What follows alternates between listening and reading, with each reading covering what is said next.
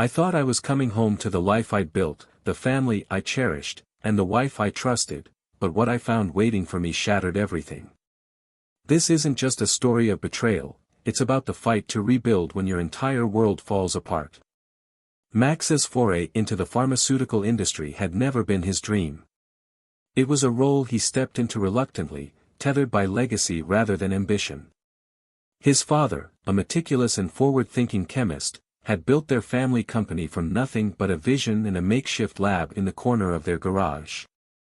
Over the years, his father's ingenuity carved out a small but vital niche in the pharmaceutical world, developing rare yet indispensable medications. While the business yielded modest profits, it never achieved the widespread acclaim or financial breakthrough he had hoped for. When his father's life came to an end, Max and his siblings found themselves inheriting not just a company, but a legacy steeped in dreams and perseverance. Bound by more than just legal obligation, they felt the weight of familial loyalty on their shoulders. Max, balancing the demands of a burgeoning family with his own career aspirations, poured his energy into sustaining the business. It wasn't easy. Each passing year seemed to add to the strain, as the demands of the company grew heavier and the market less forgiving. Now in his 40s, with his daughters beginning their journeys through college and his marriage settling into a rhythm of quiet stability, Max found himself yearning for a release. The decision to sell the company wasn't made lightly. It had been a difficult choice, one shared with his sisters over countless late-night discussions. Letting go of the business felt like severing a link to their father's legacy, but the reality was clear: the company had stagnated. It needed resources and direction they simply couldn't provide. The terminal at New York's bustling airport reflected the chaos Max felt internally. He sat, hunched over his phone, occasionally glancing at the sea of travelers weaving toward their gates. The evening hadn't gone as smoothly as he'd hoped, but he clung to the thought of boarding his flight back to Charlotte, a return to familiarity. The past few days had been a storm of negotiations, meetings, and emotional farewells as he, his sisters, and their legal team finalized the sale of the company. The deal was done now, the papers left in the capable hands of their attorneys. As Max sat there, the reality of what had just transpired began to sink in. He was no longer the steward of his father's vision. The bittersweet conclusion felt both liberating and hollow. There was a sense of relief knowing the business would now have the resources to thrive under a larger corporation. But there was also an ache, an intangible loss that came with closing the chapter on something so deeply tied to his family's identity.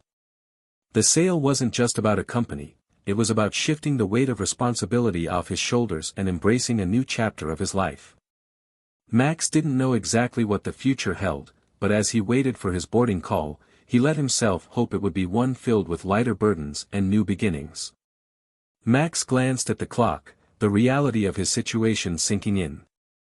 The last flight home was fully booked, and he was third on the wait list. The odds weren't in his favor, but he couldn't bring himself to call Camila. What would he say? There was no point in worrying her or getting her hopes up prematurely. Instead, he opted for the solace of the airport bar, nursing his second gin and tonic as he kept one eye on the gate. His thoughts drifted back to the deal, the culmination of months of negotiations and a lifetime of effort.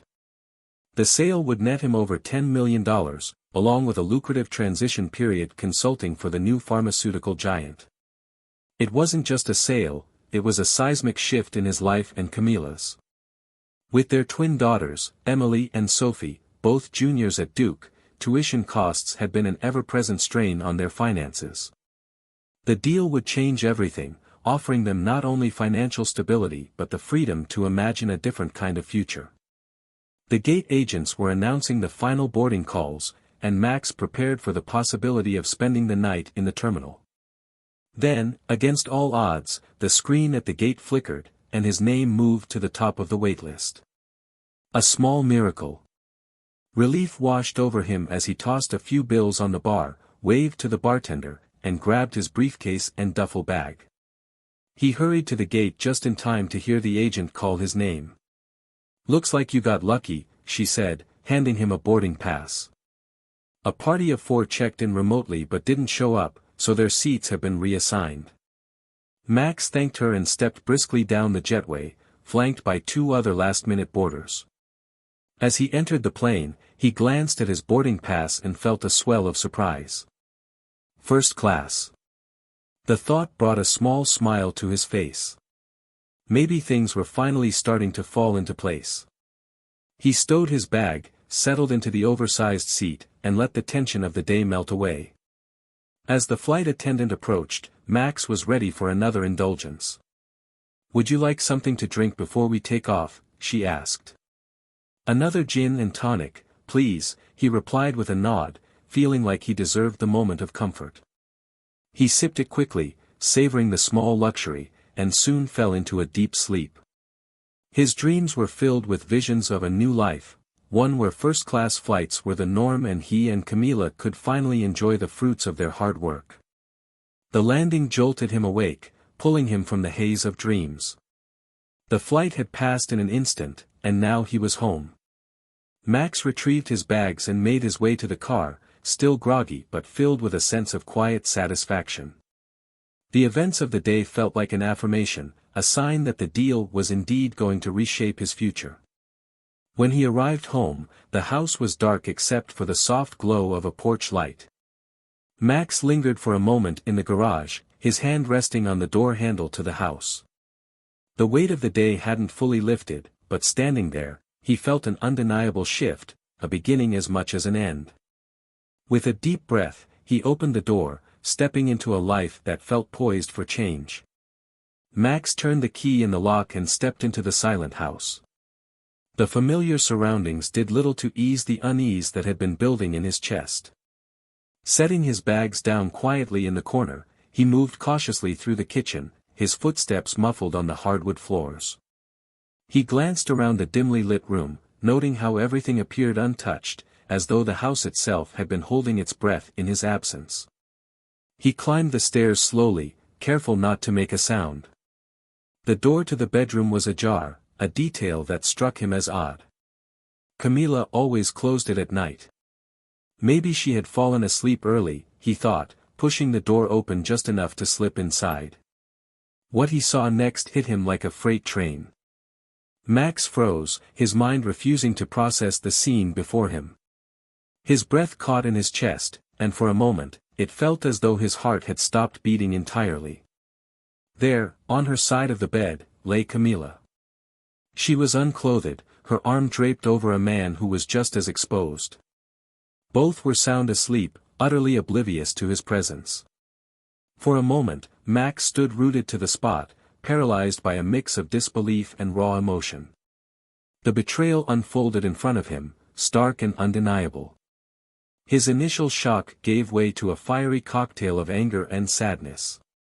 His hands trembled as he tried to think clearly, but his mind felt like a storm, a whirlwind of emotions clashing with one another. Then, a thought cut through the chaos. Evidence. Max reached into his pocket and pulled out his phone.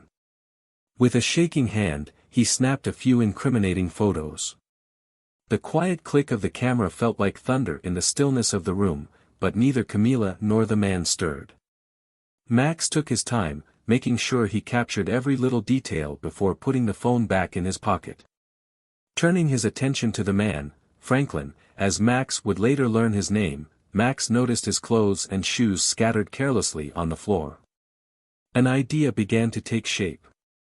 Without hesitation, Max gathered every piece of clothing Franklin had left behind. He piled up the shirts, pants, and shoes, his anger lending him a strange sense of focus. For a brief, satisfying moment, he considered doing something rash, hurling something heavy at the man, or perhaps leaving a lasting mark of his own fury. But Max stopped himself. He knew that any act of physical retaliation could create more trouble for him down the line. Instead, he decided on another approach. He gathered the pile of clothing and walked out of the house without looking back. As he reached the garage, his eyes fell on a car he didn't recognize. It must have been Franklin's. Without a second thought, Max got into the vehicle, started it up, and drove off. He didn't have a clear plan. His thoughts were too jumbled to formulate one. Instead, he drove to the nearest motel, checked in under an assumed name, and dropped the bundle of clothes in the corner of the room. He sat on the edge of the bed, head in his hands, trying to make sense of the surreal events that had just unfolded. The betrayal was too fresh, the hurt too deep. For now, he knew he needed rest before he could even begin to figure out his next move. Meanwhile, back at the house, Camilla stirred as sunlight streamed through the curtains. She stretched lazily, her mind still groggy from sleep. Rolling over, she saw Franklin sitting up in bed, his face twisted in confusion. "What's wrong?" she asked, her voice thick with sleep. "My clothes," Franklin muttered, more to himself than to her. "They're gone." "Gone? What do you mean?" Camilla replied, sitting up and pulling the blanket around her. "And my car," Franklin added, his voice rising in alarm. "It's not in the driveway." He scrambled out of bed, grabbing a sheet to cover himself as he hurried downstairs. Moments later, he came rushing back into the bedroom, his face pale. "Camilla, someone was here last night," he said, his voice barely controlled. "They took my clothes and stole my car." Camilla's mind raced, panic creeping into her expression. "What? How is that even possible? We were here the whole time, how could someone just come in without us noticing?" Franklin shook his head, pacing the room as his confusion mounted. "I don't know. But whoever it was, they knew what they were doing." Camilla's stomach churned as another thought surfaced. "I didn't hear from Max last night," she said aloud, her voice trembling. "What if," she trailed off, unwilling to finish the thought. The possibility lingered in the air between them, heavy and unspoken. Franklin paused mid-step, turning to face her. "Do you think it was him?" he asked, his voice barely above a whisper. Camilla swallowed hard. "I don't know," she admitted. "But if it was?" Neither of them wanted to consider what might happen next. "I know the team in New York worked late last night," Sheila said, her voice steady as she spoke on the phone. "So they're probably starting late this morning. I talked to Max around 6 yesterday evening, just before I left. He said things were progressing well and they might even finalize the deal today." "That's good to hear," Camilla replied, feeling a small wave of relief wash over her. She had been on edge since waking up to Franklin's panicked state, but the idea that Max was still in New York calmed her slightly. "So, you're sure he's still in New York, right?" "Yes, absolutely," Sheila said confidently. "There's no reason he wouldn't be." Camilla exhaled deeply, her nerves settling just a bit as she processed the reassurance. Turning back to Franklin, she saw him pacing the room, visibly agitated. "Okay," she said to him softly, "we need to handle this carefully." Franklin paused mid-step, his mind racing. "I told my wife yesterday that I was heading to Atlanta for a meeting about the new Mercedes S-Class," he explained, rubbing the back of his neck. "I said I wouldn't be back until noon. Maybe we can use that." Camilla nodded, considering the idea. "All right. Here's what we'll say, you drove to Atlanta, made a quick stop before heading to the dealership, left your keys in the car because you thought it was safe, and someone stole it while you were inside. It's simple and believable." Franklin's tense expression softened slightly as he mulled over the scenario. "You know," he said, a faint smile creeping onto his face, "that might actually work. There's this really attractive woman who's always hanging around the dealership. She could be a witness if anyone asks." Camilla raised an eyebrow, cutting him off before he could wander further into a fantasy. "Let's stick to the basics for now," she said curtly. "And first things first, we need to find you some clothes." What should have been a simple task proved far trickier than expected. Franklin was significantly larger than Max, about 50 pounds heavier and 4 inches taller. After rummaging through the closet and drawers, Camilla finally unearthed a pair of old, worn-out sweatpants.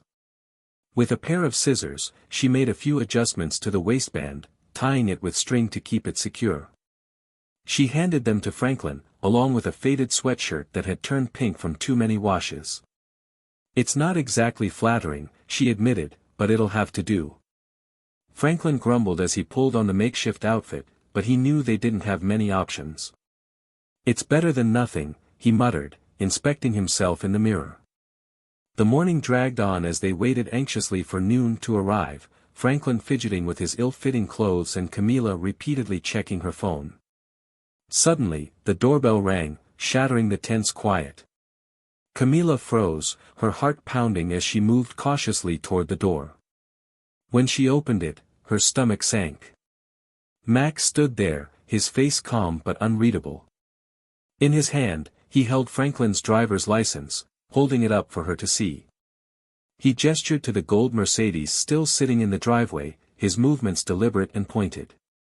Camila's instincts kicked in, and she slammed the door in his face without a second thought. A few seconds later, she cracked it open again, her cell phone in hand, thumb hovering over the emergency dial button. Her voice was tense and firm as she stared Max down. "Tell me my husband is okay," she demanded. "Say it, or I press send." Max's expression didn't waver. His voice was calm, but his tone carried an edge that was impossible to ignore. "Ma'am," he said, locking eyes with her, "your husband is just fine. But we need to have a serious conversation." Camila's grip on the phone tightened as she tried to gauge his intentions. Behind her, Franklin lingered just out of sight, his face pale and his breath shallow. Camila didn't know whether to feel relief or dread, but one thing was certain, the confrontation she had feared was now at her doorstep. Max stood outside the modest suburban house, his phone gripped tightly in his hand.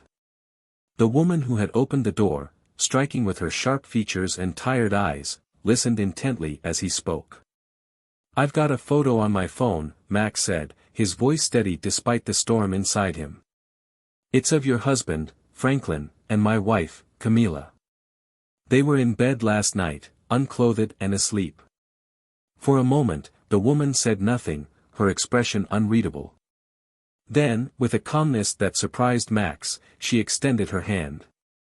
"I'm Molly Thompson," she said, her tone even but tinged with weariness. "I'm married to Franklin Thompson, who is, unfortunately, currently involved with your wife." Her bluntness caught Max off guard, and despite the absurdity of the situation, he couldn't help but let out a short, bitter laugh. "I'm Max Tronder," he said, shaking her hand. "And, yeah, you're right about everything that's happening right now.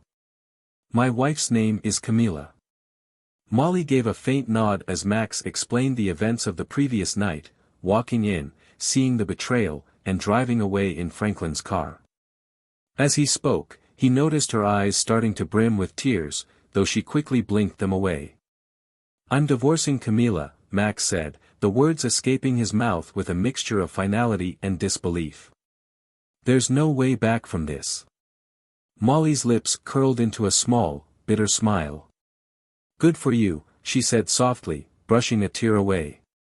"You know," she added, her tone shifting to something lighter, "I actually kind of like that car.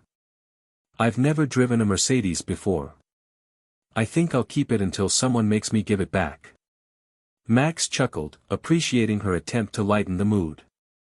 "Your husband, and I'm going to keep calling him an a-hole, is probably the one who'll try to force you to return it."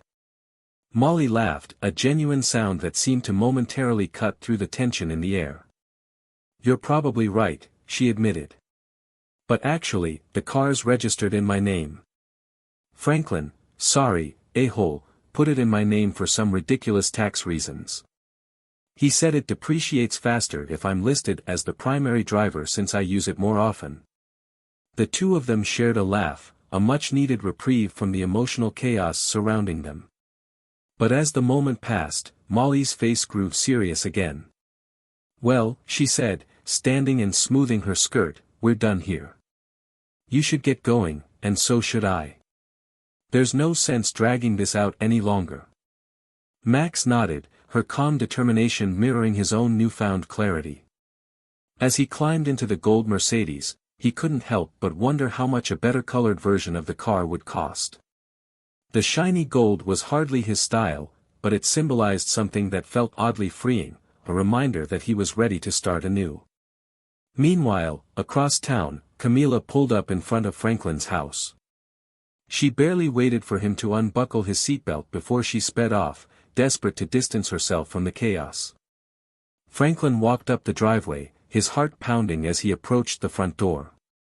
He reached for the knob, praying it wouldn't be locked, but his gut told him he wasn't alone. Molly's car wasn't there, but Franklin knew better than to assume the coast was clear. He turned the knob, locked. Swearing under his breath, he glanced around, spotting a stack of lawn chairs by the side of the house. He stacked them clumsily, trying to climb through an open window before the house's security alarm went off. He muttered, hoisting himself up awkwardly. But before he could get inside, a sharp voice barked from behind him. "Police! Stop right there and raise your hands."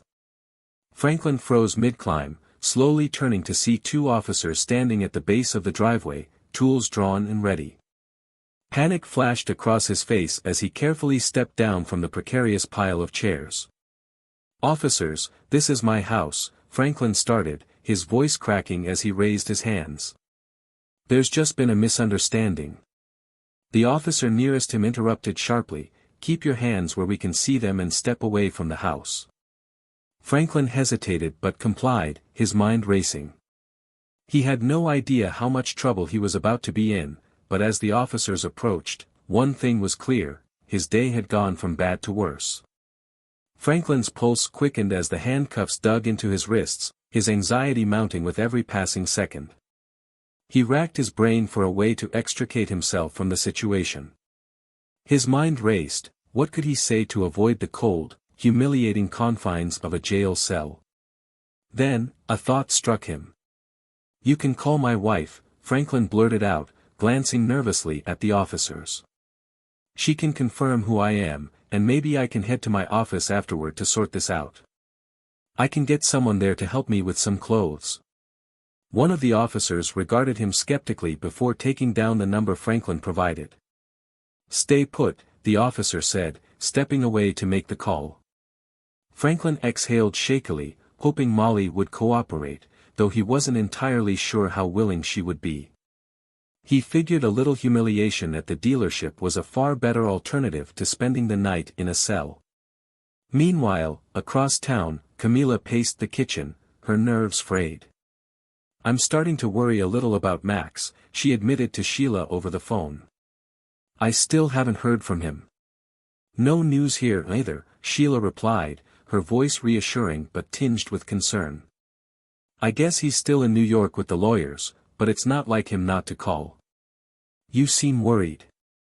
"I am," Camila confessed, biting her lip. "Let me call there and check on him.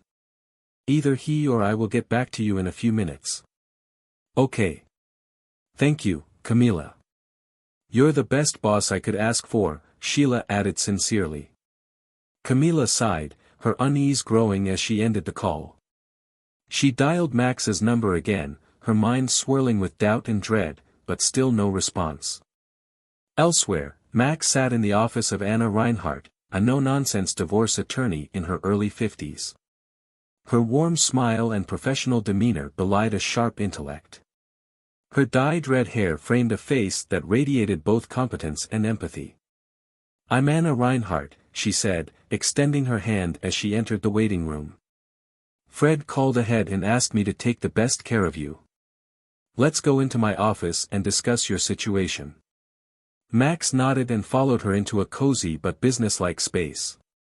The office was lined with bookshelves and decorated with understated art, giving it an air of quiet authority. Grabbing a coffee from the secretary, Max sat down, feeling the weight of the past 24 hours settle heavily on his shoulders.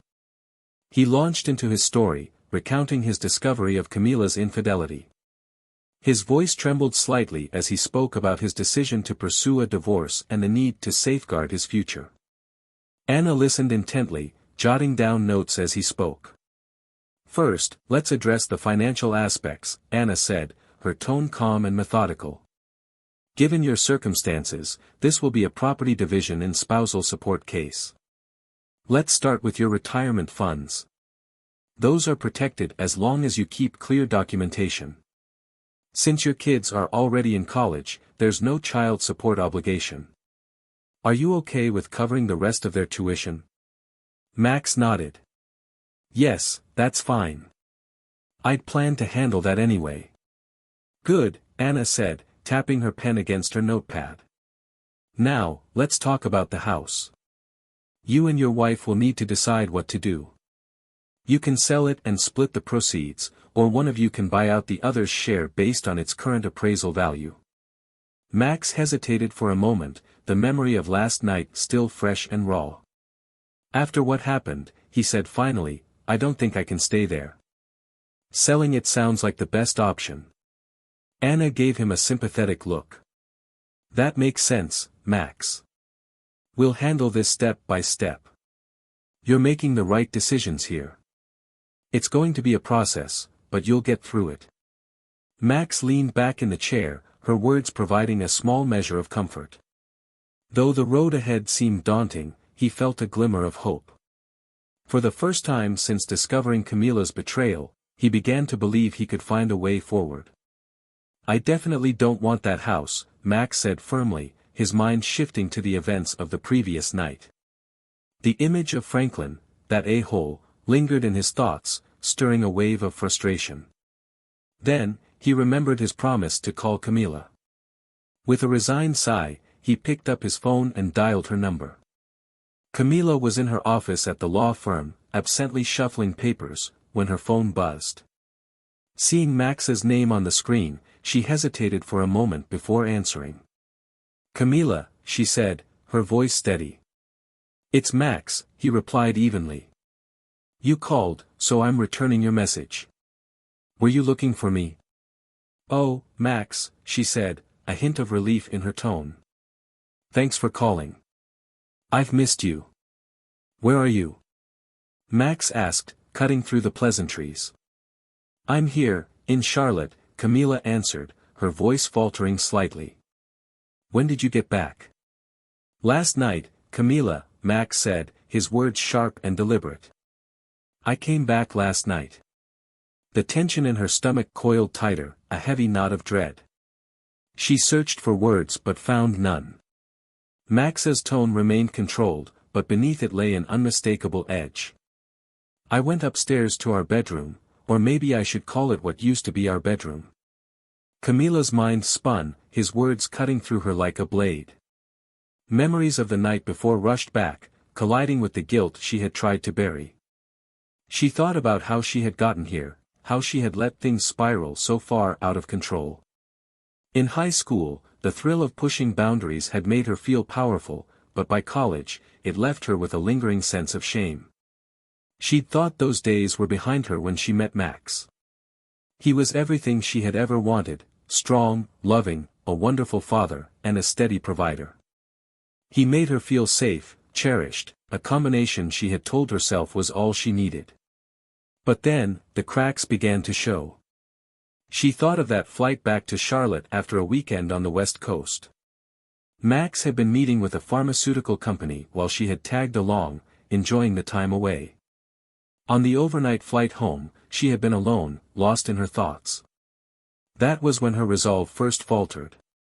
Her affairs in the past had always felt like fleeting, inconsequential mistakes. She convinced herself the marriage was intact despite them. After all, she and Max always found their way back to each other. But Franklin had been different. He wasn't just another lapse in judgment, he had forced her to confront the precarious foundation of her marriage. Even as she indulged the brief affair, she knew it was reckless. Franklin wasn't worth the risk. He was brash, self-centered, and hardly the kind of man who could hold a candle to Max. And yet, she had let him in. She had convinced herself it didn't matter, that she could compartmentalize and keep it hidden, like she had before. But this time was different. Now, Max knew. And the weight of that realization made her feel utterly exposed. Max, Camilla said finally, her voice trembling slightly as she tried to collect herself. I can explain. Explain. Max cut her off, his voice rising slightly for the first time. Explain what, Camila? What I saw when I came home last night. What you've done to us. To me.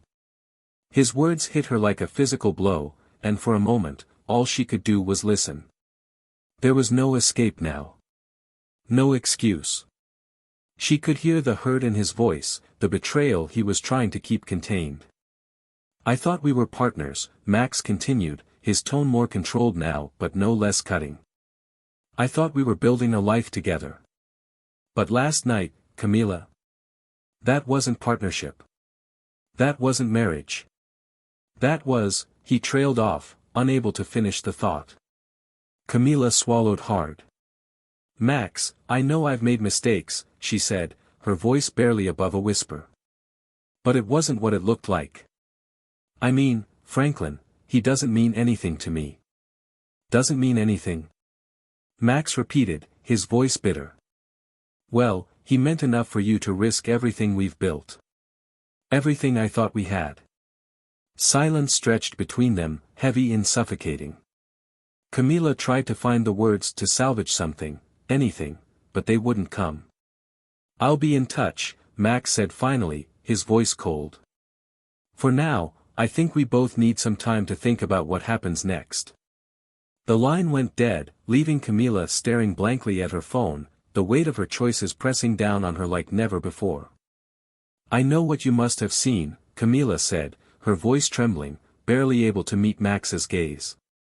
And I know, it was probably the worst thing you've ever had to see in your life. I know this is all my fault, and I'm begging you, please, just listen to me. I'm so sorry. I'm so sorry. Max didn't respond right away. His eyes, once so familiar, now seemed to hold an unfathomable depth of pain and anger that Camila had never seen before. The silence stretched between them, suffocating. When he finally spoke, his voice was calm but weighted with finality. Call the lawyer, Max said, his tone a mix of quiet heartbreak and resolve. Tomorrow, you'll be served with divorce papers. Camila's breath hitched. She tried to find words to stop him, to plead her case, but nothing came. She could see that Max had already made up his mind. Without another word, he stood, his movements deliberate, and walked out of the cafe. Camila remained frozen in place, her mind replaying his words in a cruel, unrelenting loop. The realization of what she had done crashed over her, and for a moment, she couldn't even cry, she was too stunned. But the guilt inside her gnawed deeper, and soon the tears came. They spilled down her cheeks uncontrollably, tears of regret, pain, and a bitter understanding of the full weight of her actions. Max left the cafe, his steps heavy yet purposeful. He thought about the photos on his phone, the ones he had taken to ensure he had evidence. His mind flickered to Molly's words from earlier. Sending those photos to Camila's family would make reconciliation impossible, she had told him. Seeing them would burn bridges that didn't need to be destroyed. She had been right. He had chosen not to share them, knowing there was no turning back if he did. Reaching his car, Max pulled out his phone and dialed Molly's number. After a few rings, she answered, her voice slightly hoarse but steady. Hello. Molly said. Molly, it's Max, he began. I just wanted to check in, see how you're holding up, and figure out what you'd like me to do with the car. Thank you for calling, Max, Molly replied, her voice carrying the weight of her own struggles. I'm hanging in there, as well as can be expected. Franklin's arrest was a wake-up call, but I can't say it's been easy. My brother, who's a lawyer, advised me to push for a prenuptial agreement if I stay with him. For now, I'm taking control of the finances, and Franklin's on a very short leash. Max nodded, even though she couldn't see him. Keep doing what you need to do, he said sincerely. I wish you the best, Molly. And whenever you're ready to have the car returned, just let me know. Thank you, Max, she said, her voice softening. I appreciate that. They hung up, and Max sat in the driver's seat for a moment, lost in thought. A strange mix of emotions swirled within him, jealousy, relief, and even a flicker of hope. Maybe Franklin had learned his lesson after his arrest, but for Max, the damage was irreparable. His mind wandered back to Camila, the betrayal, and what lay ahead. Camila, meanwhile, had left the cafe, her sobs barely contained.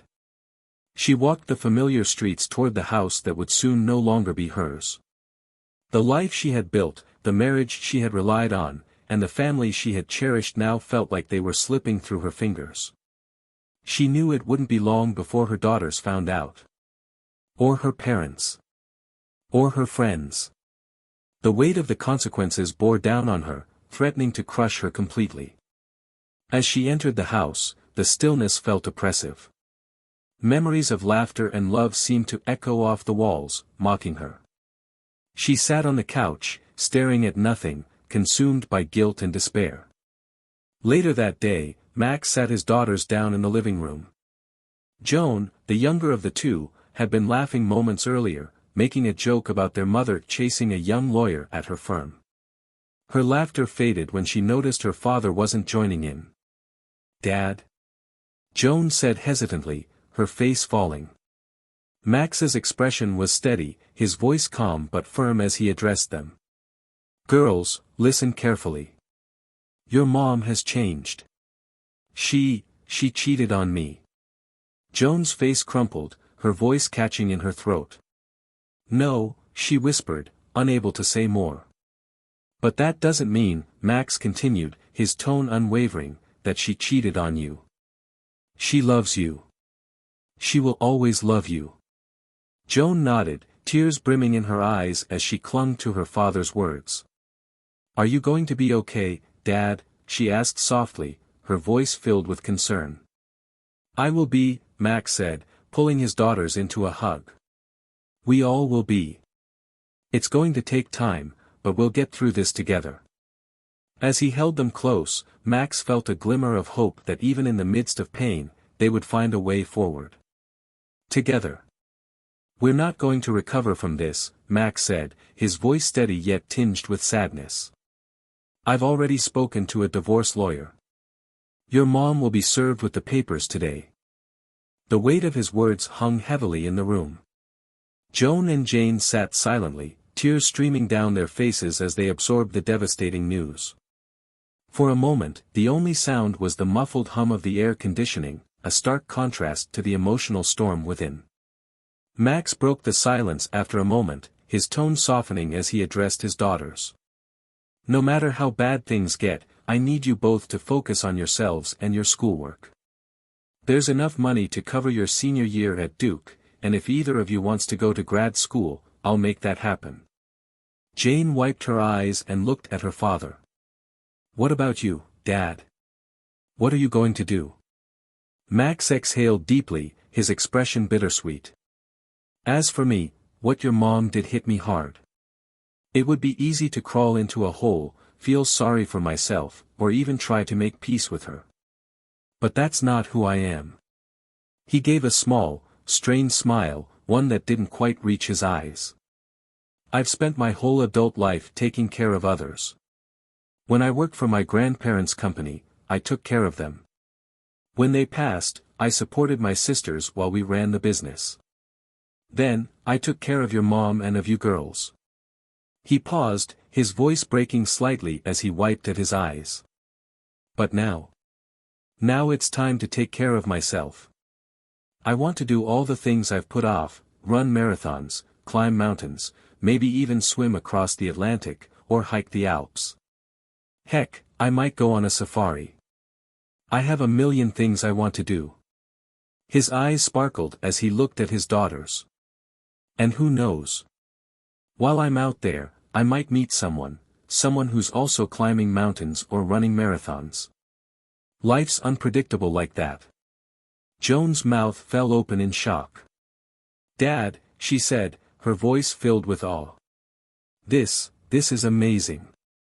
Jane stared at him, her brow furrowed.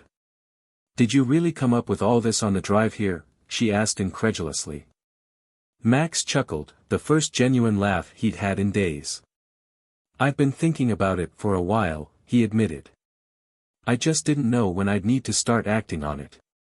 Meanwhile, Camila sat in the living room of the Charlotte house, nursing a throbbing headache from the gin she had drunk the night before.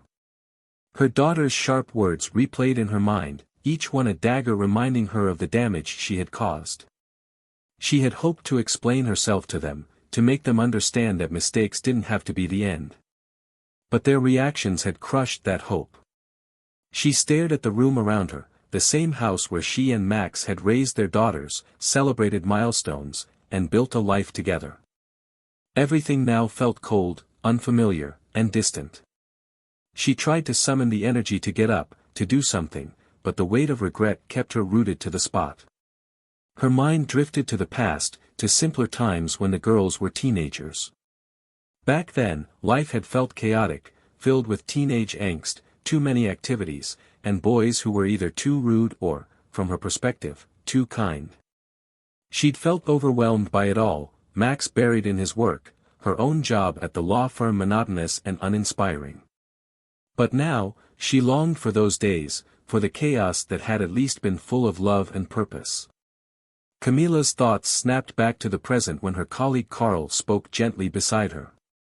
They were at an event, a wedding, and she had been staring absently at Max, who was deep in conversation with a friend across the room. "Camila," Carl said again, his voice calm but firm.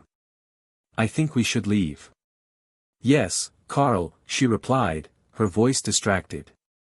He hesitated before continuing, "You've done your duty as the mother of the bride. Staying here, staring at your ex-husband, isn't helping you. And I dare say it's not good for us either."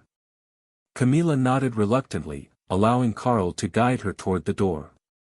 As they left, she cast one last glance at Max.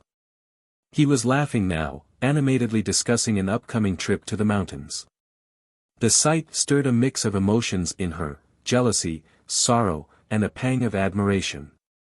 As they stepped outside into the crisp evening air, Camila realized just how far apart she and Max had drifted, not just physically, but in every way that mattered. While he was planning adventures and rediscovering himself, she was left grappling with the consequences of her own choices, unsure of what her future held.